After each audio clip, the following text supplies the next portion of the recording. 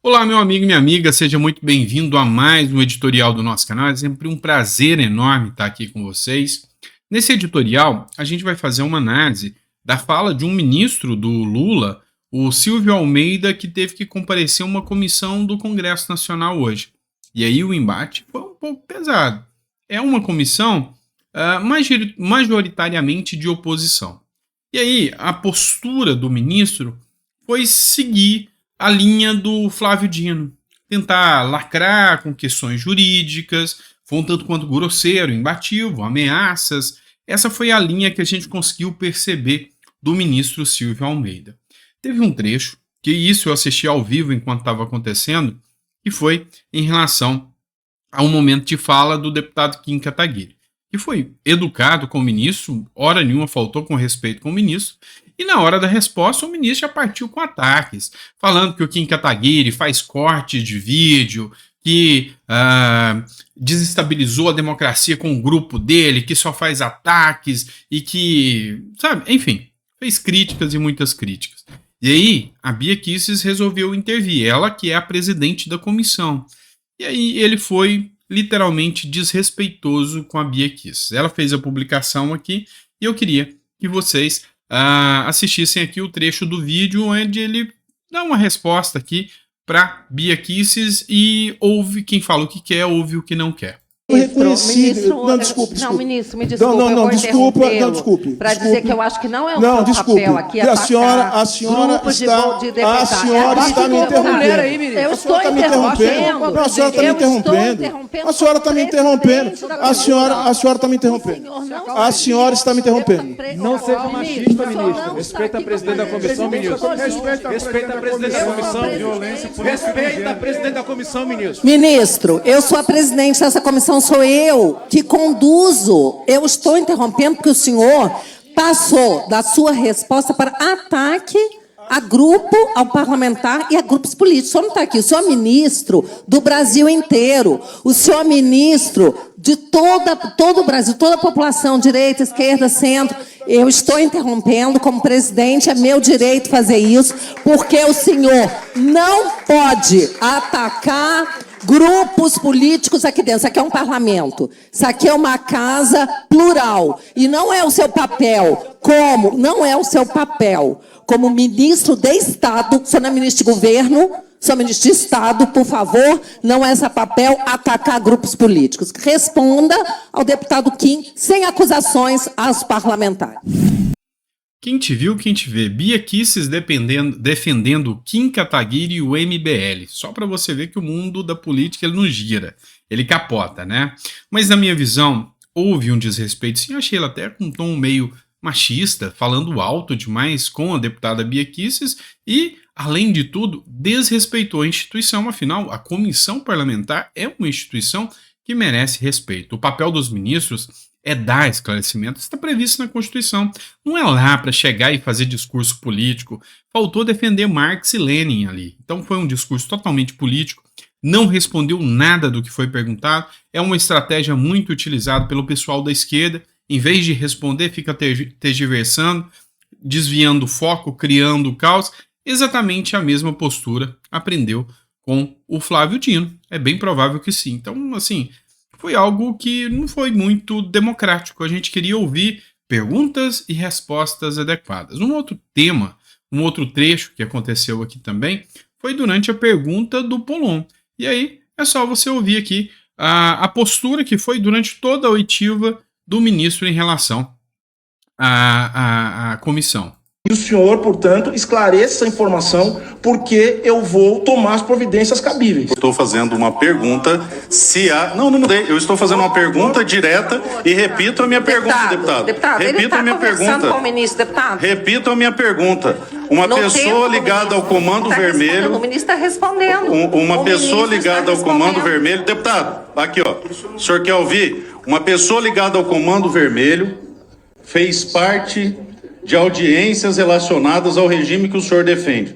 Uma pessoa ligada ao Comando Vermelho teve suas passagens custeadas por alguém do regime que o senhor defende. A pergunta é se existia relação com esse grupo criminoso anteriormente ao Ministério ou se isso se deu após ao Ministério? A resposta é muito simples, sim ou não. Se sim, sim, se não, não. Eu não estou ensinando nada, estou fazendo uma pergunta, é uma pergunta clara. E o senhor... Pois bem, e aí o Polon escreveu: ao questionar o ministro de Direitos Humanos, fui evitado e, em vez de respostas, enfrentei ameaças de processo. Claro, mais uma vez fugiu da pergunta com a intenção clara de intimidação por parte do ministro. Não nos curvaremos a ameaças e, efetivamente, o papel do ministro é prestar esclarecimento.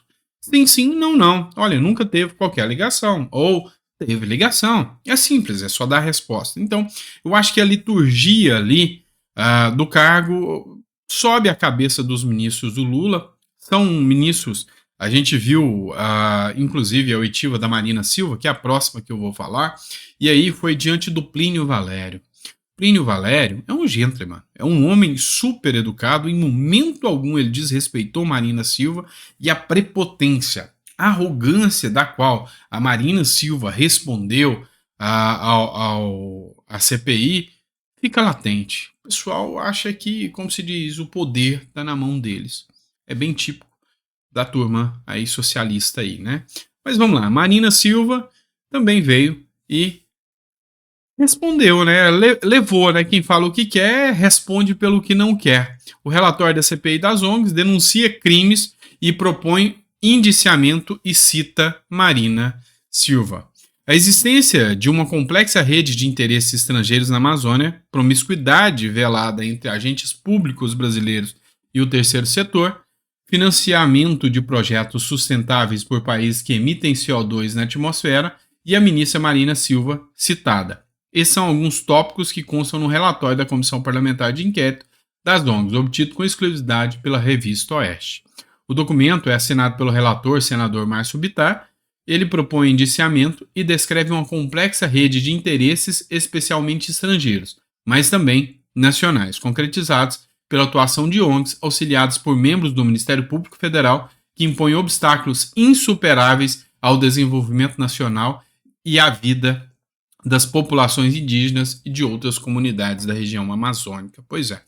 E aí, foi feito esse relatório. Eu particularmente achei que não teria só a citação da Marina, eu achei que teria efetivamente ali talvez um indiciamento para que a Marina esclarecesse a questão da liberação de verbas para as ONGs que foram utilizadas, que ela era responsável pela liberação do Fundo Amazônico, e o próprio Plínio Valério falou que talvez poderia haver o indiciamento da Marina Silva. Se não foi feito o indiciamento, é porque eles não viram nada nesse sentido, mas, enfim, e aí a gente segue acompanhando aqui o que pode acontecer em relação a isso.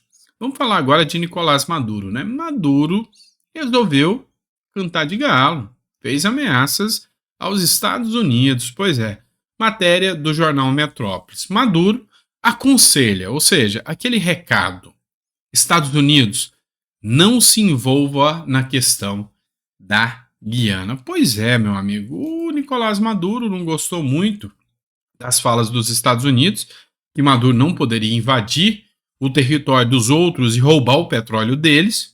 E aí o presidente da Venezuela, Nicolás Maduro, pediu aos Estados Unidos para não se envolver na questão relacionada à reivindicação da anexação de parte do território da Guiana, a região de Essequibo, que representa 70% da área do país. A declaração do líder venezuelano aconteceu ontem à noite, segunda-feira à noite. E aí a gente vê que a situação está ficando cada vez mais tensa na região ali da Guiana. O Brasil mandou 20 blindados, já tem outros jornais, essa matéria que dizia que foram 20 blindados, que vão levar um mês para chegar lá, foi uma matéria do Globo. Teve uma outra matéria, se eu não me engano, do Metrópolis, dizendo que já são 28 blindados que serão enviados para a região. E o conflito que pode acontecer na América do Sul é inevitável que vai acontecer. Agora, a postura do Brasil nessa situação toda é que o mundo está de olho. O mundo está de olho. Essa é a prova de fogo que o Brasil vai ter que passar. Ou seja, se Lula tomar uma postura anti-Maduro, talvez ele ainda mantenha alguma credibilidade perante o resto do mundo. Agora, se mantiver aquilo que a gente imagina que vai manter e dar apoio a Maduro ou começar a fazer críticas à Guiana, meu amigo, aí você já sabe muito bem como que o resto do mundo vai observar o Lula. E o Mourão fez críticas, é isso aí. Matéria do Senado Notícias, o Mourão criticou a diplomacia do Lula, com toda a razão, e alertou para conflitos na América do Sul. O senador Hamilton Mourão, que é do Republicanos, em pronunciamento no plenário desta segunda-feira, declarou estar preocupado com o impacto da fala do presidente brasileiro na COP28, que é realizado até 12 de dezembro em Dubai, nos Emirados Árabes. Mourão criticou a postura de Lula sobre a criação de uma governança global para questões climáticas. E eu já falei para vocês, essa questão da governança global é o assunto mais antidemocrático que você possa imaginar. Ou seja, é uma governança que não submete aos povos, que não tem eleição, que os povos não escolhem. Qual o povo dessa governança global? Cada povo tem sua peculiaridade, é totalmente diferente. Não existe a possibilidade de ter uma governança global sobre qualquer tema. Isso aí, além de ser uma ilusão, é quase que um delírio marxista aí da cabeça dessa turma aí. Não tenha dúvidas disso. E por falar em delírio marxista, e por falar em turma, vamos lá. Com quem é que essa turma aqui se alinha, né? É da turma de quem? Matéria do Epoch Times, ditaduras do Irã e Cuba pedem a criação de uma coalizão contra os Estados Unidos. E aí, conta pra mim, quem é que gosta de se alinhar com essa turma? O líder supremo do Irã, Ali Khamenei, pediu nesta segunda-feira a criação de uma coalizão para enfrentar a coerção dos Estados Unidos em uma reunião com o ditador de Cuba, Miguel Díaz-Canel, que está visitando o Teherã. Então eles querem se juntar ali e fazer uma turma, uma coalizão para enfrentar os Estados Unidos. Deixa eu te falar uma coisa, é fácil, é só transformar o BRICS, né? Porque o BRICS só tem essa turma anti-americana aí, essa anti-imperialista que gosta de invadir terra dos outros, né? É essa turma aí que tá aí nesse chamada clube de ditaduras, né? E adivinha, pois é, o Brasil tá atolado até o pescoço com essa gente, o Brasil tá alinhado totalmente com essa turma. E aí, por que eu te falo que o Brasil tá alinhado? Por que eu te falo que é assustador o que está acontecendo hoje? Vamos dar um exemplo. Teve manifestação novamente na semana passada, e vai ter de novo, de grupos de esquerda a favor da Palestina. Essa turma nunca esteve a favor da Palestina. Eles estão a favor do Hamas. Pois é. Deixa eu mostrar uma coisa aqui para vocês. Essas cenas que vocês estão vendo aqui agora são cenas de palestinos. Tá vendo esses homens tacando pedra aqui? São palestinos com fome, necessitados, tacando pedras no Hamas, grupo de terrorista fortemente armado. Sabe por quê? Os caminhões humanitários que estavam levando comida estavam sendo roubados e saqueados por terroristas do Hamas. E aí o povo da Palestina começou a atacar pedra. A minha pergunta é, será que o Hamas está preocupado com o povo da Palestina? Dá uma olhada no que diz a matéria do antagonista. Moradores de Gaza atiram pedras em terroristas do Hamas fortemente armados que roubavam os caminhões com ajuda humanitária. Pois é. E aí a minha pergunta para vocês é: quem apoia ainda esse grupo? Diz que apoia a Palestina, mas apoiar a Palestina não é apoiar a Hamas. A Palestina livre do Hamas. Essa é a ideia. E aí, quando você vê alguém se manifestando, assinando cartinha, fazendo termos sobre isso, qual que é a sua opinião? Essa pessoa é bem mal informada e burra mesmo, massa de manobra? Ou essa pessoa é mal intencionada mesmo? Depois de você ver essas cenas aqui. É só você dar o seu parecer. E aí, não para por aí não. E a ONU, hein? Que demorou mais de 2 meses aí, para poder se manifestar. Olha só, o Hamas usou a violação sexual de mulheres como arma de guerra. O Hamas, para causar o terror, usou do abuso de mulheres, abusou sexualmente das mulheres. E aí, uma sessão especial liderada pela Missão Permanente de Israel na ONU condenou o silêncio mundial sobre o uso do estupro como arma de guerra. A ONU Mulheres foi alvo de pesadas críticas. A ONU Mulheres não abriu o bico, não abriu a boca para condenar os abusos sexuais que o Hamas, que os homens do Hamas, os monstros, homens cuidam das mulheres, monstros abusam delas, que os monstros do Hamas fizeram. Essa é a realidade. E aí a ONU calada, e se recebeu críticas, eu acho que foi pouco, acho que foi muito pouco, devia ser criticada. É essa mesma ONU que coloca o Irã dentro de uma comissão de direitos humanos, o Irã que abusa das mulheres, que maltrata, mata mulheres, como se fossem animais. Está lá dentro de um grupo de direitos humanos da ONU. O Irã que põe o Brasil para tomar...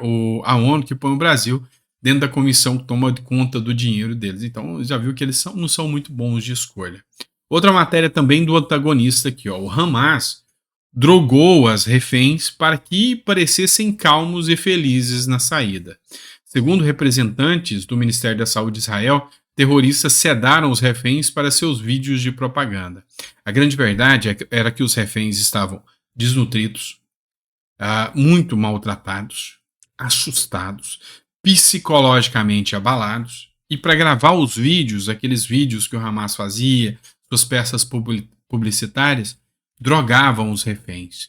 E aí, qual a sua opinião ainda sobre quem apoia essa turma? É só escrever, ter coragem e escrever. Vamos lá, tem mais coisa. Vamos falar agora do Brasil. Vamos parar de viajar lá para aquela guerra que está rolando lá e vamos preocupar nas guerras que acontecem aqui dentro do Brasil. Pois é, não é só aqui na fronteira entre Guiana e Venezuela que acontece guerra, não. A gente está em guerra constante, guerra contra a criminalidade. E aí, matéria da Folha de São Paulo. Olha só, letalidade policial cresce em 16 estados no primeiro semestre de 2023. E nós vamos conversar sobre isso. As mortes causadas por policiais aumentaram em 16 estados no primeiro semestre de 2023, em comparação com o mesmo período do ano passado. Os números vão na contramão da média brasileira, onde houve queda de 3,7%. Pois é. O que aconteceu durante a gestão Bolsonaro? Quedas de crimes violentos, não era isso? Liberação de armas, quedas de crimes violentos, mas a queda de crimes violentos não teve nada a ver com Bolsonaro. E aí, a polícia do Bolsonaro era a polícia totalmente letal, a polícia má, não era? Agora só me explica uma coisa. Como que durante o governo do amor, a polícia mata mais? É simples, porque tem muito mais bandido. É simples, é porque a bandidagem está livre, leve, solta, está se sentindo totalmente livre para fazer o que quiser. Está se sentindo num país onde não tem lei, está se sentindo protegido. E aí, é lógico que se tem mais bandido, a polícia mata mais. É simples assim. Então, é só você perguntar aí para o seu amigo da esquerda, por que a polícia está matando mais? E aí, talvez ele vai te responder, não, é porque eles aprenderam isso no governo Bolsonaro. Pois é, e aí mata mais no governo Lula. O amor venceu. Vamos falar do Nicolas Ferreira? Pois é, matéria do antagonista também. O Nicolas Ferreira foi condenado em segunda instância por transfobia contra a deputada Duda Salabert. A ação foi movida pela deputada Duda Salabert depois que Nicolas Ferreira se referiu a parlamentar com pronomes masculinos. Vamos entender um pouco, tá? Não foi durante o mandato de vereador, de deputado federal, foi durante o mandato de vereador ainda em Belo Horizonte. E aí o Nicolas se referiu a Duda Salabert como ele.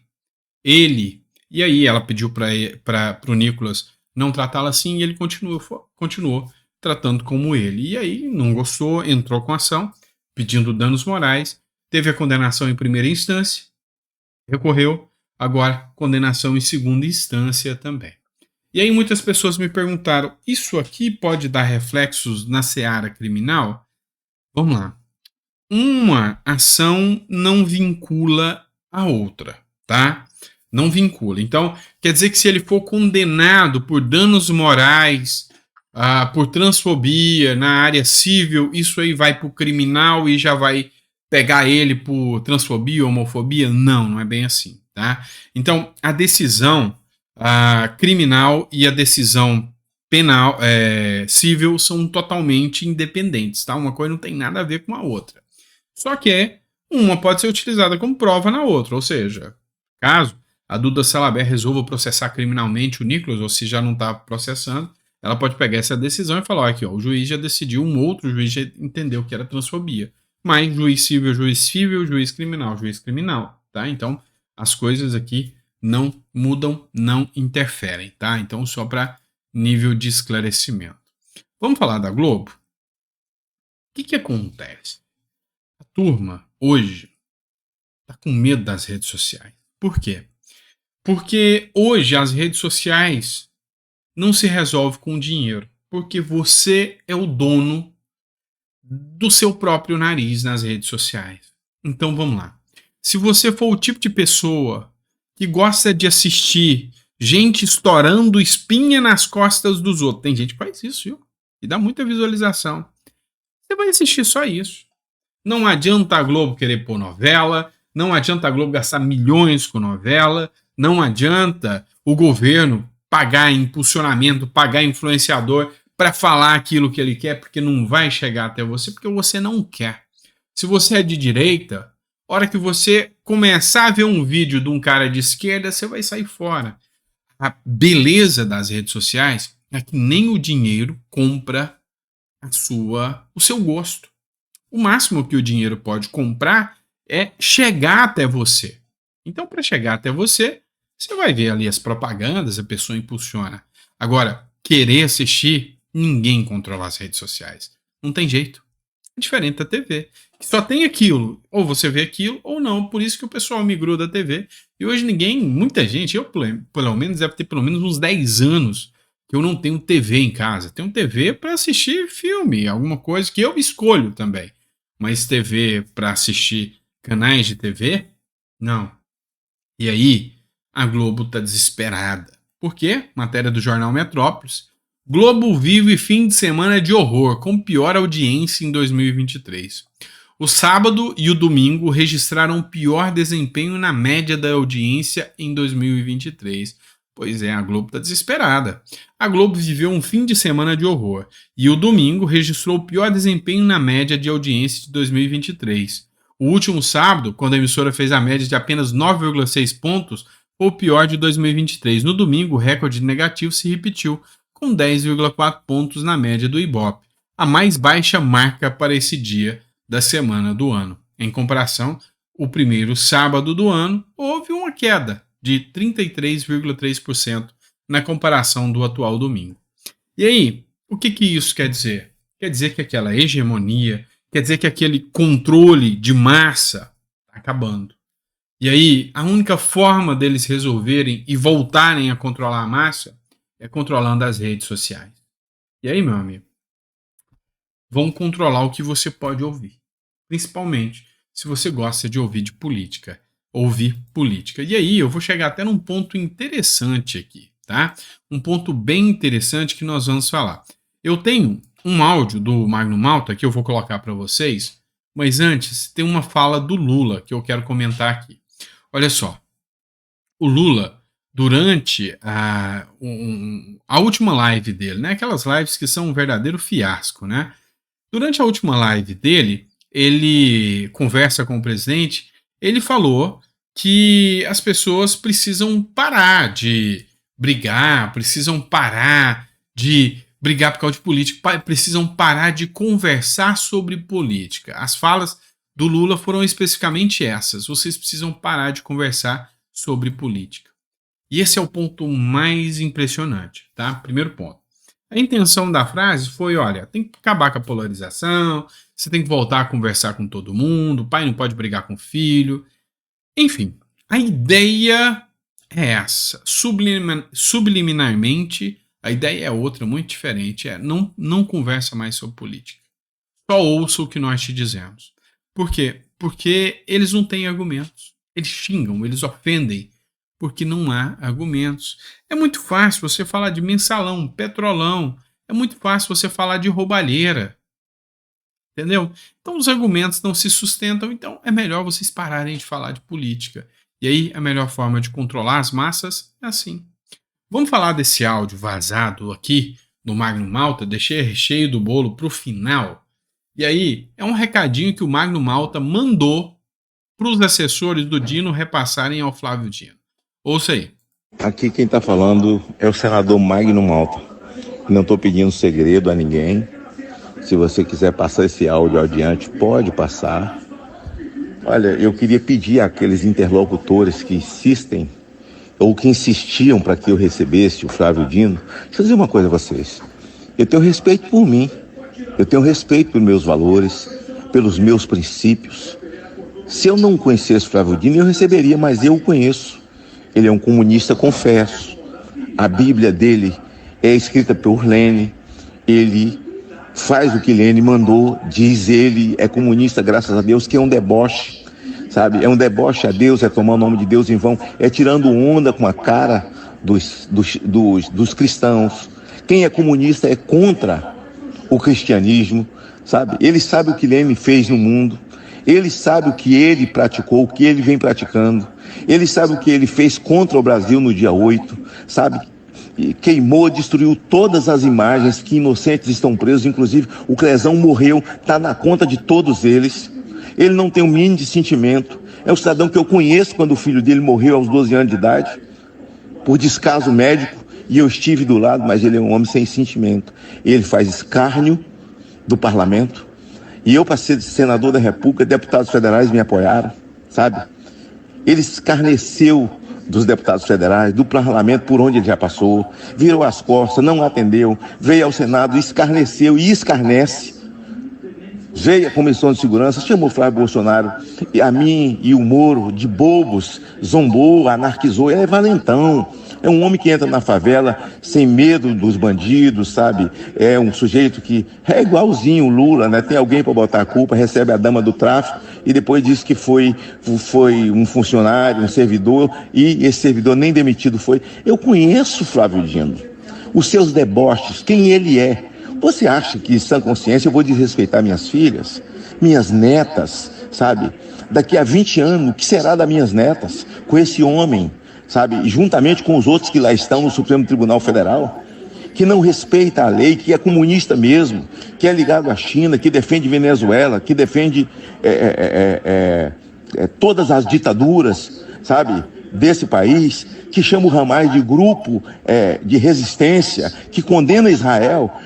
Me poupe. Um parlamentar, um pastor que diz que ama Israel, que ama Deus, que ama a Bíblia, vem para cá pedir para apoiar um comunista. Me poupe.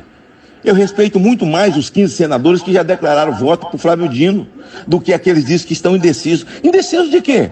Será que vocês não conhecem o Flávio Dino, as ações de Flávio Dino? Seus senadores não têm netos, não têm família, não têm um futuro para deixar aí, mas vocês foram bater na porta das igrejas, vocês foram bater na porta das pessoas, vocês estavam tudo revoltadinhos na eleição contra Barroso, contra Alexandre de Moraes, e agora vocês vão mandar para lá um bem pior, né? Um bem pior, vocês estão indecisos. Conversa de indeciso, rapaz. Você tem que respeitar muito mais quem já declarou voto para ele do que indeciso. Quem está falando aqui é Magno Malta. Pode passar meu áudio para frente. Flávio Dino, no Supremo Tribunal Federal. Esse cerco ideológico está fechado. Nós seremos calados, nós seremos silenciados.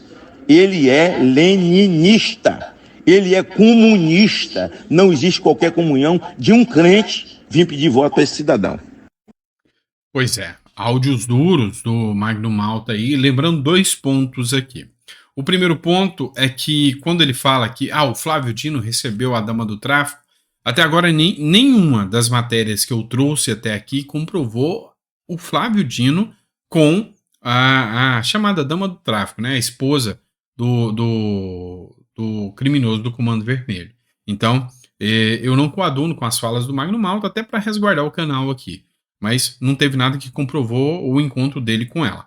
O segundo ponto, essa resposta do Magno Malta foi a um pastor que foi pedir votos para o Flávio Dino. E aí, meu amigo, em pontos, você concorda ou não com o Magno Malta, do ponto de um comunista ser defendido por um pastor?